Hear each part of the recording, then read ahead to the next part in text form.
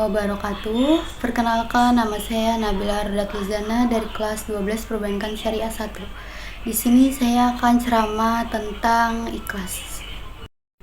Alhamdulillahirrabbilalamin wabihi nasta'in wa ala umuri dunia wa din wa alaihi wa sahbihi azma'in amma ba'du.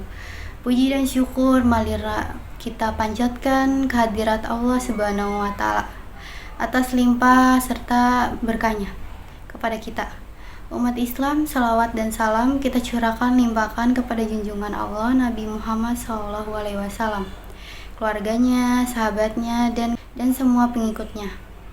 Hadirin rahimakumullah, syarat diterimanya ibadah adalah rasa ikhlas, sebagaimana firman Allah Subhanahu wa Ta'ala bersabda, sungguh benar-benar telah diwahyukan kepadamu dan kepada orang-orang para nabi sebelummu. Sungguh jika engkau mempersekutu Allah, niscaya akan gugurlah amalmu dan tentulah engkau termasuk orang-orang yang rugi. Quran Surat Az-Zumar ayat 65. Dengan ikhlas, kita tidak akan tersesat ke jalan yang tidak diridhoi Allah Subhanahu wa Ta'ala. Tidak akan menjadi orang yang ria atau sombong, karena sombong itu merupakan sifatnya setan. Seseorang yang ikhlas ibarat orang yang sedang membersihkan beras dari kerikil-kerikil dan batu-batu kecil di sekitar beras. Maka, beras yang dimasak menjadi nikmat dimakan. Tetapi jika beras itu masih kotor, ketika nasi dikunyah akan tergigit kerikil dan batu kecil. Demikianlah keikhlasan menyebabkan beramal menjadi nikmat, tidak membuat lelah, dan segala pengorbanan tidak terasa berat.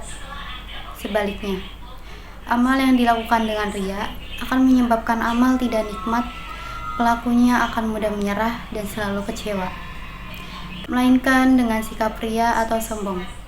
Supaya mendapatkan pujian dari orang lain, hal inilah yang dapat menyebabkan ibadah kita tidak diterima oleh Allah Subhanahu wa Ta'ala.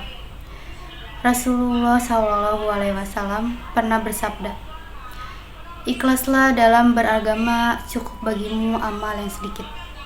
Dalam hadis lain, Rasulullah SAW bersabda, sesungguhnya Allah tidak menerima amal kecuali dilakukan dengan ikhlas dan mengharapkan ridhonya.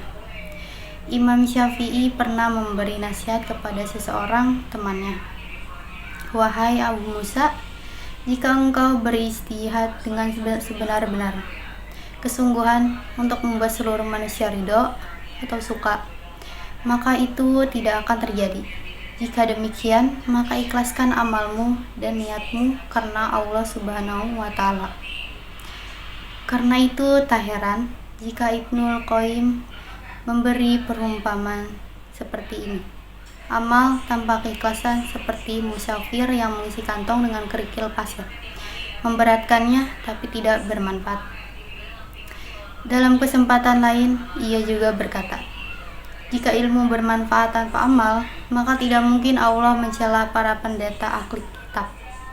Jika ilmu bermanfaat tanpa keikhlasan, maka tidak mungkin Allah Subhanahu wa Ta'ala mencela orang-orang munafik.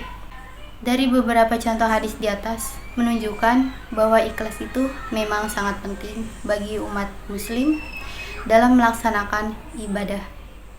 Karena tanpa rasa ikhlas dan hanya mengharapkan ridho dari Allah Subhanahu wa Ta'ala, ibadah kita tidak akan diterima olehnya. Lalu, bagaimana cara agar bisa beribadah dengan ikhlas? Cara agar kita dapat mencapai rasa ikhlas adalah dengan mengosongkan pikiran di saat kita sedang beribadah kepada Allah Subhanahu wa Ta'ala. Kita hanya perlu memikirkan Allah, sholat untuk Allah, zikir untuk Allah, semua amal yang kita lakukan hanya untuk Allah.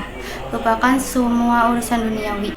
Kita hanya tertuju pada Allah, jangan munculkan rasa ria atau sombong di dalam diri kita, karena kita tidak berdaya di hadapan Allah Subhanahu wa Ta'ala.